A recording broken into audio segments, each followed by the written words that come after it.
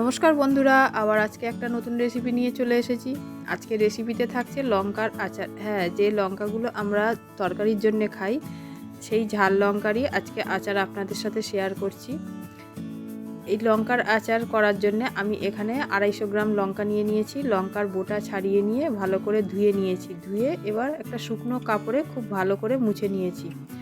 এই লঙ্কার গায়ে যেন একদম জল না লেগে থাকে। জল লেগে থাকলে লঙ্কার আচারটা বেশি দিন সংরক্ষণ করে রাখা যাবে না। এবার লঙ্কাগুলোকে আমি এরকম ছোট ছোট পিস করে কেটে নিচ্ছি। আপনার যদি মনে হয় আপনি মধ্যিখান থেকে চিড়ে নিয়েও দুভাগ করে করা যায়। বন্ধুরা, লঙ্কা কাটার পরে লঙ্কার মধ্যে কিন্তু এমনি হাত দেবেন না, হাতে একটা গ্লাভস পরে নেবেন। এমনি যদি হাত দেওয়া যায় তাহলে হাত খুব জ্বালা করবে।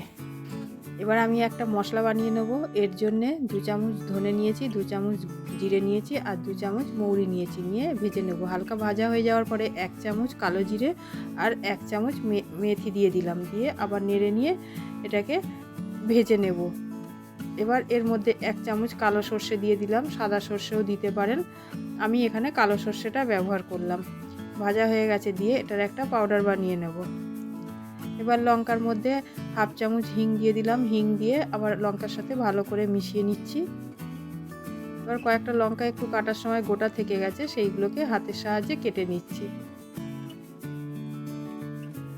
এবার যে মশলাটা বানিয়েছিলাম সেই মশলাটা এখানে কিছুটা পরিমাণ দিয়ে দিচ্ছি। প্রথমে আমি পুরো মশলাটা ব্যবহার করছি না, কিছুটা পরিমাণ মশলা এর মধ্যে দিয়ে দিলাম। দিয়ে এবার 1.5 চামচ মতন হলুদ গুঁড়ো আছে এখানে, আর 1 চামচ কাশ্মীরি লঙ্কার গুঁড়ো আছে। কাশ্মীরি লঙ্কার গুঁড়োটা ব্যবহার করছি একটু কালারের জন্য, লাল লাল দেখার জন্য। দিয়ে আবারও ভালো করে মিশিয়ে নিচ্ছি। এটা চামচের সাহায্যেও মেশানো যায়, যেহেতু আমার কাছে গ্লাভস আছে তাই আমি গ্লাভসটা পরেই এটা মেশাচ্ছি। এবার সর্ষের তেল নিয়ে তেলটাকে গরম করে নিয়েছি। গরম করে নিয়ে তারপরে এটাকে আবার হালকা ঠান্ডা করে নিয়েছি। করে নিয়ে সেই ঠান্ডা তেলটা এর মধ্যে দিয়ে আবার মিশিয়ে নিচ্ছি। পুরো তেলটা একসাথে দিলাম না, হাফ তেল দিলাম। আর এখানে 1 চামচ ভিনিগার দিয়ে দিলাম। ভিনিগার দিয়ে আবার যে তেলটা ছিল সেই তেলটা এর মধ্যে দিয়ে দিলাম। এই তেলের পরিমাণটা আপনারা বেশিও রাখতে পারেন, আমি এখানে তেলটা খুব একটা বেশি রাখছি না। তেল দেওয়া হয়ে গেলে আবার এটা খুব ভালো করে মিশিয়ে নিলাম। মেশানো হয়ে গেলে এর মধ্যে আমি 2 চামচ লবণ দিয়ে দিলাম। লবণটা দিয়েও আবার ভালো করে মিশিয়ে নিলাম। মেশানো হয়ে গেলে এর মধ্যে একটা বড় সাইজের পাতিলেবুর রস দিয়ে দেব। এই আচারটা আমি একটু ঝাল ঝাল আর এর মধ্যে সামান্য একটু টক থাকলে খেতে খুব ভালো লাগবে, সেই জন্য আমি এখানে একটা বড় পাতিলেবু দিয়ে দিলাম। দিয়ে আবার ভালো করে মিশিয়ে নিয়ে ওটাকে একটা বয়ামে রেখে রোদে দিয়ে দেব।